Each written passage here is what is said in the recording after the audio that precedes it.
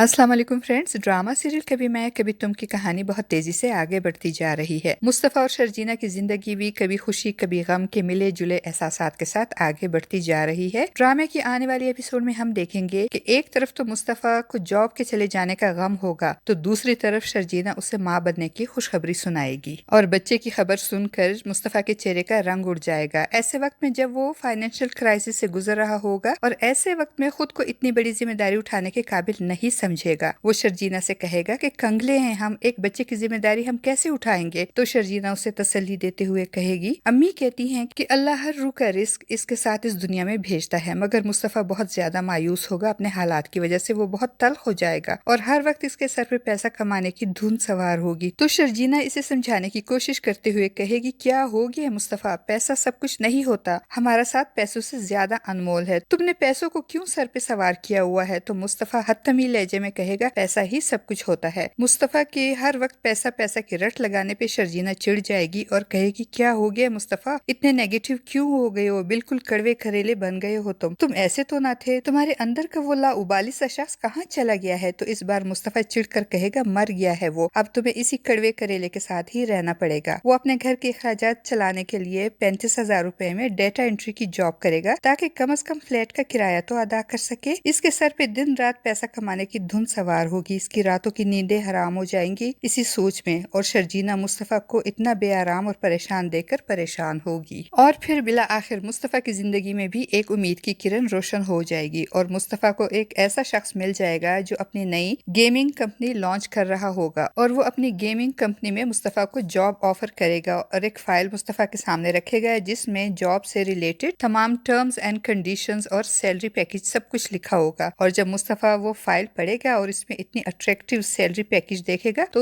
फौरन ही job accept करेगा और एग्रीमेंट साइन करेगा। वो बहुत खुश होगा और अब उसे शर्जीना की कही हुई बात पे यकीन आ जाएगा कि हर रूह अपना रिस्क अपने साथ लेकर आती है और मुस्तफ़ा का आने वाला बच्चा भी अपना रिस्क अपने साथ लेकर आ जाएगा। वो बहुत खुश होगा और घर का सौदा सल्फ और जरूरियात की चीजें खरीद कर घर जाएगा और शर्जीना को भी ये खुशखबरी सुनाएगा। तो शर्जीना भी अल्लाह का शुक्र अदा करेगी। दूसरी तरफ रुबाब की गैर मौजूदगी का फायदा उठाकर अदील एक तरफ नताशा से अफेयर चला रहा होगा और दूसरी तरफ खुलकर हेरा फेरी कर रहा होगा। वो न सिर्फ अपने माँ बाप और घर पे खुले हाथों से पैसा खर्च कर रहा होगा बल्कि अपने बैंक बैलेंस में भी इजाफा कर रहा होगा ताकि रुबाब के आने से पहले पहले अपने आप को स्टैब्लिश करे और रुबाब से अपनी जान छुड़ाए। और शगुफ्ता बेगम अदील के इस तरीके से घर पे अखराजात करने से बहुत खुश होगी और सुबह और शाम अदील के गुण गा रही होगी, जबकि अदील का बाप बेचारा अपनी ही सोचों में गुमसुम बैठा होगा। और दूसरी तरफ रुबाब के बाप मंसूर अहमद को भी अदील पे शक हो जाएगा और वो अपने ऑफिस के एक एम्प्लॉय बासित को फोन करेगा और इसे अदील पे नजर रखने को कहेगा और बासित को ताकीद करेगा कि अदील की हर एक्टिविटी की रिपोर्ट मुझे चाहिए। रुबाब इस पे भरोसा कर सकती है मगर मैं नहीं कर सकता। वो बासित से कहेगा कि मुझे शक है कि अदील बिजनेस में हेरा फेरी के साथ साथ रुबाब को भी धोखा दे रहा है, इसलिए मैं रुबाब को 2-3 महीने अपने पास रखूंगा ताकि रुबाब की गैर मौजूदगी में वो बेफिक्र हो जाए और हम उसे रंगे हाथों पकड़ सके। इसलिए तुम मुझे अदील की डिटेल रिपोर्ट भेजो। और अब एक तरफ अदील